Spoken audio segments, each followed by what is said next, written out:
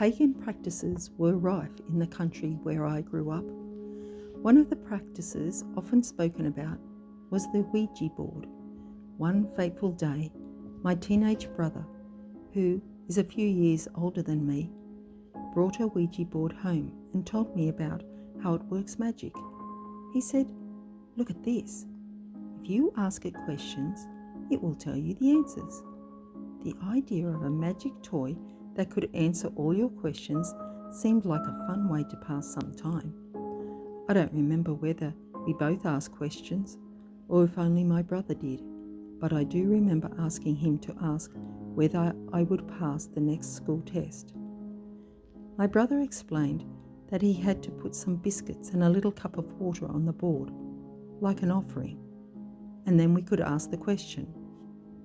I don't know why my brother brought that thing into our home or why he invited me to play with him. Perhaps he was excited and wanted to show someone his new toy and no one else was interested. I don't know. All I know is that strange things happened in my childhood home. The house we lived in was large. In fact, it was the biggest house on our street. Before we lived in it, it was owned by a nursing midwife who used to work in the house. The city in which we lived had an unreliable supply of electricity and was prone to frequent blackouts. The problem was so common that on at least one night of every week we had no electricity at all. One night I walked into the bedroom at the back of our house and found my sister there. She had wrapped herself in a blanket and was motionless. Perplexed by the scene in front of me, I asked her why she was in the dark and why she was so still. She told me that she had just seen a black figure walk past the window. My sister's experience was not unique, and other people in the house had these unnerving experiences too. For example, one night when I was in bed, I could feel a shadow leaning against the bed, towering over me. I was instantly filled with terror. At another time, after our mother had moved overseas and my brother had started to sleep in what had formerly been our mother's bedroom, he would awaken to find children gathered around the bed, staring at him while he slept. I cannot explain the cause of these events, and I do not know why they took place.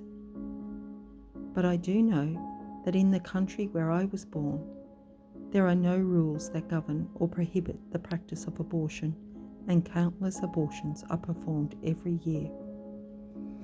I have wondered if perhaps abortions were performed in our house before we moved in, back when the midwife used to practice out of the building, but that, of course, is only speculation.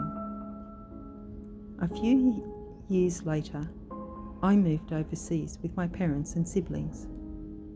I found the transition to living in a new country very difficult, particularly in terms of learning the new culture and the new language.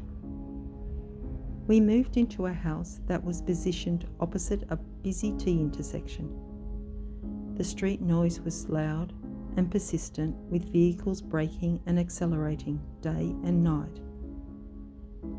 I soon learned that moving to a new country would not put an end to the unexplained events that I had experienced throughout my youth. The first unusual experience I had in my new country involved an unidentified voice. The voice sounded like it came from a deviant male who knew the wrongness of what they were doing.